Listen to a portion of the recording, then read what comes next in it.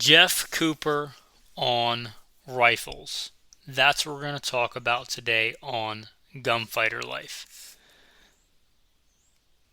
Welcome to the podcast where we talk about guns, gunfighting, tactics, ballistics the right way, with God at the center, Judeo-Christian values, and real-world, first-hand experience.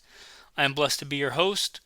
If this is your first rodeo here, check out bio in the show notes as to why you should listen to anything I have to say. But today's not really about my bio. Let's talk about Jeff Cooper, or Colonel Jeff Cooper. I may not always refer to him as Colonel Jeff Cooper. I mean no disrespect. I don't ask you guys to call me Sergeant Melito or Officer Melito. Sometimes I may call him Colonel Cooper, Jeff Cooper.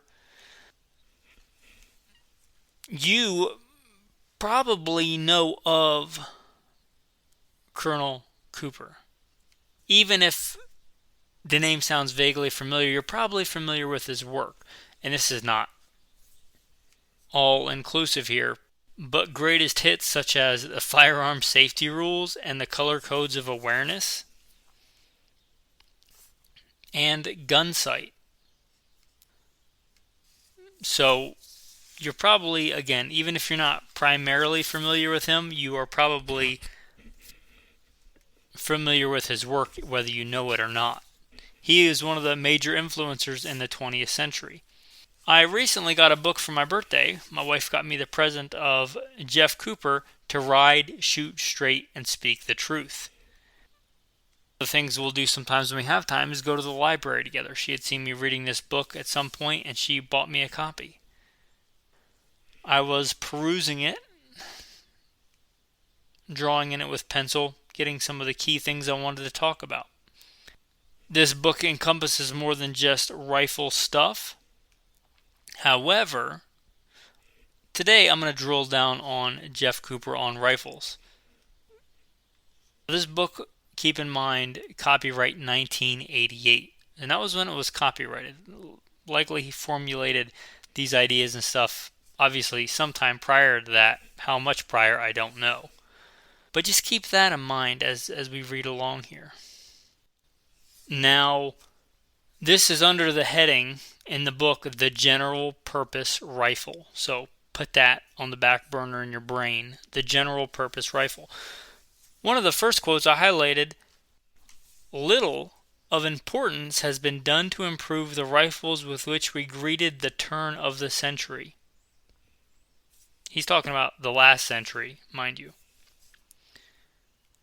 Consider that. And we have had some advancements that I wouldn't call Cerakote like a giant leap forward. There have, the concept of the assault rifle came into its own.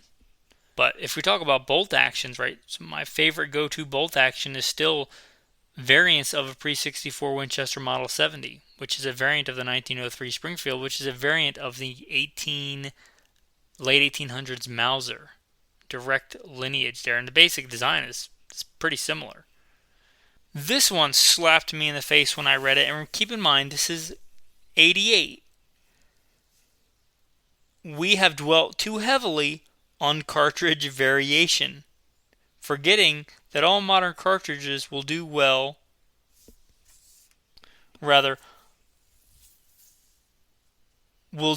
well if they are shot well. I'm going to read that again with all the stuff going on with cartridges. We have dwelt too heavily on cartridge variation, forgetting that all modern cartridges will do very well if they are shot well. Whew. You heard it from Jeff Cooper. This also I thought very pertinent and it rang very true for me. And I perused this book in the library quite a while ago. I don't know if I had read much of this before, or if I had, I don't remember. But today it seems like we're spoiled. A lot of people that are into guns have a gun for this and a gun for that. This is my deer gun. This is my elk gun. This is my whitetail gun. This is my mule deer gun. This is my pronghorn gun. This is my AR. This is my battle rifle. This is my urban counter sniper on Wednesday rifle.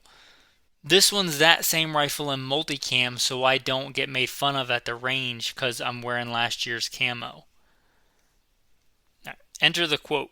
It is much easier to specialize than to generalize, and the definition of a general purpose rifle is a complex task. Let us attempt it by declaring that a general purpose rifle is a conveniently portable, individually operated firearm capable of striking a single decisive blow on a live target of up to 200 kilos. I think if my math is correct, it'd be like 440 pounds. Using the old brain calculator. Kilos in weight at any distance at which the operator can shoot with the precision necessary to place a shot in a vital area of the target. Going ahead, he says, power is important. Practical accuracy, as opposed to intrinsic accuracy, is important. Okay, this is me stepping in here. And I was pontificating this very thing today when I was on a ruck. I was listening to people talk about these hot new cartridges shooting out at 1,000 yards. And really, in the modern rifle world today, I think of it in two big categories. Let's and I might rename this or something. This is working titles, but athletic rifles and morbidly obese rifles. Obese rifles and in-shape rifles. In-shape athletic rifles are those that are handy, easy to carry, easy to shoot dynamically, standing, sitting, kneeling, prone, urban prone. He says here, conveniently portable. These other obese guns are the big, fat, heavy, obese things with big, fat, heavy, obese scopes that end up weighing, 10, 11, 12 pounds or more. You're talking some of these disciplines, 18 pounds, 20-something pounds. What are we doing? It's like, I'm not saying they're not rifles. It's like a sumo wrestler is an athlete. And to be fair, that's a highly specialized thing. I don't think I would do very well going toe-to-toe playing by the rules in a sumo wrestling match. But a sumo wrestler, as much talent as they may have, is not a general purpose fighter. What would you rather rely on, a sumo wrestler or an MMA fighter? An MMA fighter beating like a general purpose rifle with several different disciplines. Going back to his initial quote, it is much easier to specialize than to generalize. Today, they're pushing these very specialized, fat, obese. Ooh, it's got a high BC. Ooh, I can shoot 1,000 yards. Ooh, it weighs 20 pounds and has a giant fat scope on it. I basically have to shoot on my belly or on a tripod. That is a niche gun.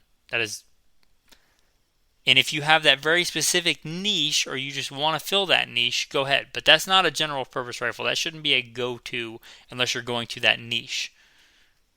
Continuing on, he says, convenience is important. Power is important. Practical accuracy as opposed to intrinsic accuracy is important. Alright, now he starts talking about scout rifle. It's still under the general purpose rifle. If you don't know, Jeff Cooper was kind of like, I think he got this from somebody that has something to do with maybe the Boer Wars in Africa, or one of the African scouts, maybe Rhodesia, looking at the timeline. I could be wrong about that. But I don't know if he borrowed the concept of the scout rifle, but he definitely made it part of the American gun culture vernacular and kind of refined and modernized the concept. So Jeff Cooper could be called like the daddy of the scout rifle. He starts talking about the scout rifle, and he talks about the famous old Mannlicher 6.5 carbine was a step in this direction, as was the equally famous Winchester Model 94 30-30 carbine. Both those rifles, I would agree, and they're both good rifles, especially for their time, for the 1800s, late 1800s. In fact, I was just going through a book. It's called My Life with the Eskimo, Stephenson. He went to contact these uncontacted, still living the old wild ways in the early 1900s, Eskimos. And he killed all kinds of stuff with his Mannlicher Schoenhauer 6.5. Talking like all kinds of caribou, bear, just all kinds of stuff. with that 6.5 Mannlicher. And that was a 6.5 by 50 something, and maybe a 6.5 by 54. Anyway, it's a good general purpose rifle, and just this is way down a rabbit hole, but may I say, one of the most exquisitely beautiful rifles ever made. I thought this was something new. I remember this coming about in like the early 2000s when I started getting into like the longer range shooting stuff, and then realized that what am I doing here? This is a little bit ridiculous. And then it kind of went away, and then it's come on hard in the last several years. Kind of like version 2.0. It seems like we have to learn these lessons every so often. This is Jeff Cooper on the big giant telescopic sights. In recent decades, progress in the development of telescopic sights has been to a certain extent negative, in that telescopes, instead of becoming stronger, smaller, and faster to use, have become larger, more cumbersome, more fragile, and almost necessarily mounted too high above the bore. A man after my own heart. Again, don't get mad at me. You heard it from Colonel Cooper. It's so delicious. I'm going to read that again.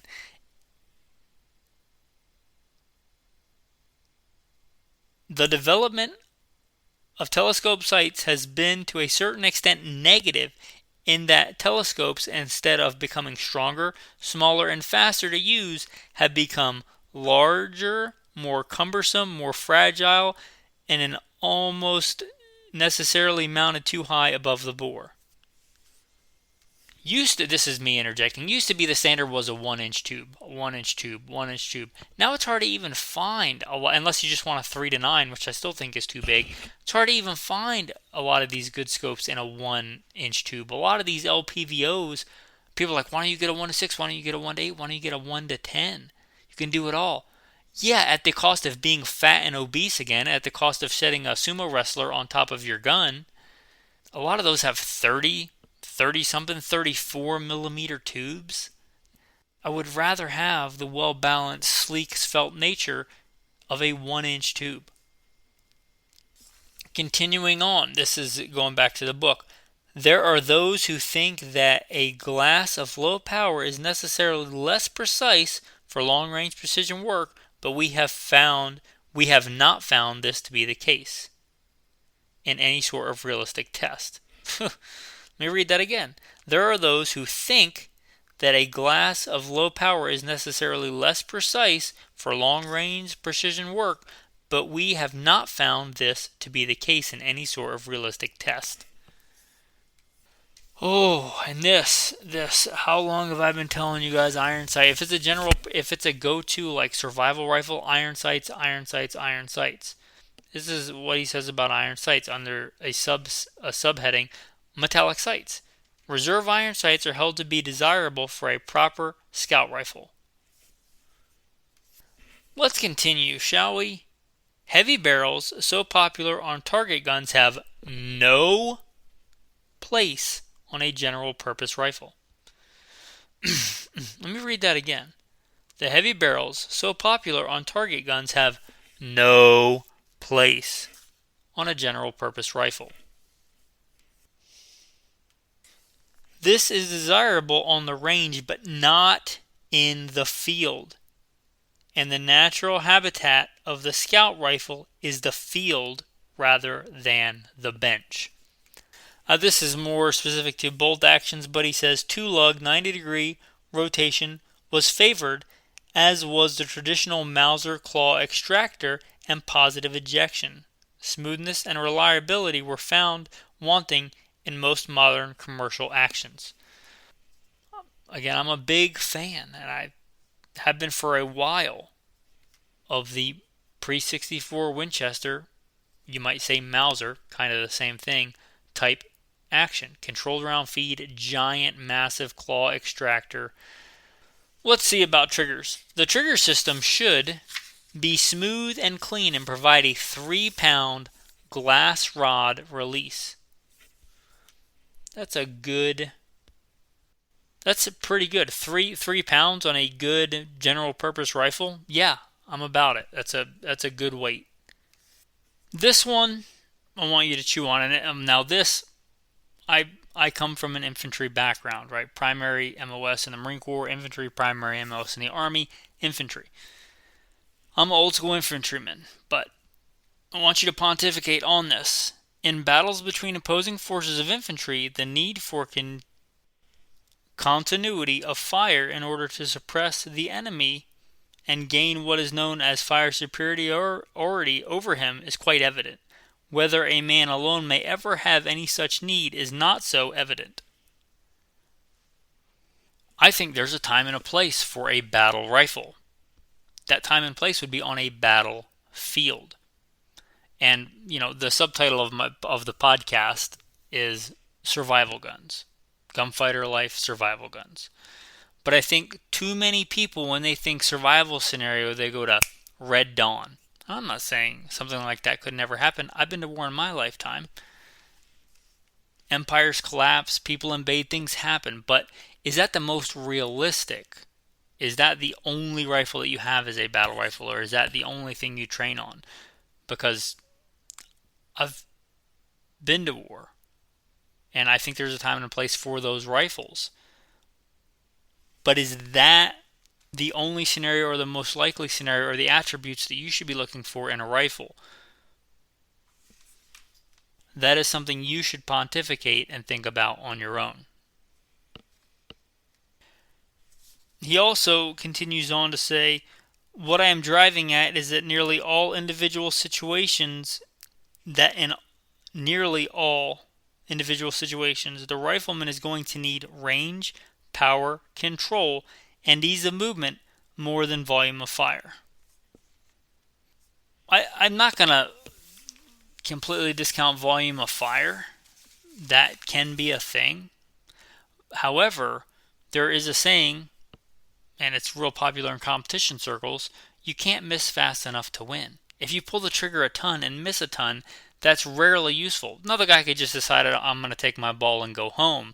But if you go back to the Rifleman's Creed, right? What you learn in Marine Corps boot camp. If you've never read the Rifleman's Creed, you should probably look into that. Maybe I should do an episode on it. But in the Rifleman's Creed, it says, it's not the noise. It's the hits that count. It's the hits that count. You've got a guy trying to kill you. Would you rather, and this is not me anti-high capacity magazines. I'm very much not. But would you rather miss the guy 30 times or hit once? Just going back to the book. In high school ROTC, I was shown the offhand kneeling, sitting, and prone positions. I learned these positions well enough to make the rifle team. When upon graduation, I went after my first big game in Alberta. I took 4 prime trophies with 4 shots. This is not meant as a boast, but only as evidence that Uncle Sam really did have the answer. Now, I didn't know this till I didn't read this when I was going through highlighting. I was just going back to see if I missed anything. I also used to compete in high school in a 4-position rifle. Standing, sitting, kneeling, and prone. If you only ever shoot your rifle, this is me interjecting here, if you only ever shoot your rifle off a bench, or only ever shoot it on your belly, how practical is that? Are you hauling a bench with you on the side of a mountain? Are you hauling a bench with you on a battlefield?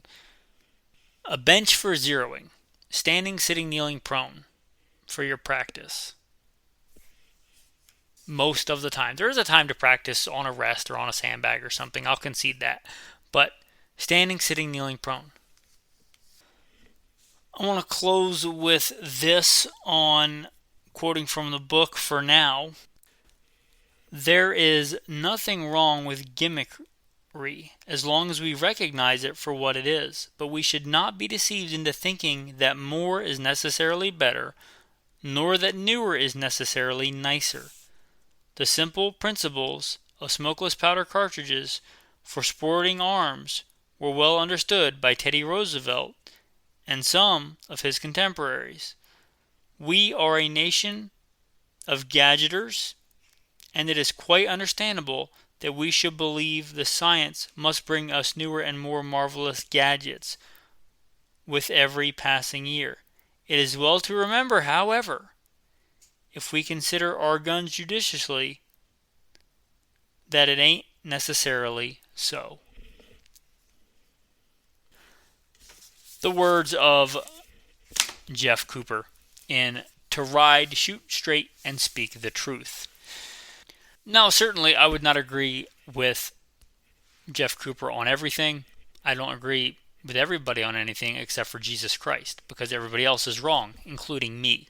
We're all wrong. But I see a lot of similarity there. I think sometimes I feel like I'm the only one when all these influencers and all these YouTubers are getting kickbacks and pushbacks by Chinese companies and big optics companies and this and that to push all this new stuff. And again, if you realize it's gimmickry and gadgetry and you just want to buy it and you have the disposable income and you're not going into debt, that's fine. But don't make the mistake of thinking that it's necessarily better. Anyway, that was a little bit from that book. I appreciate you guys for listening and have a blessed day.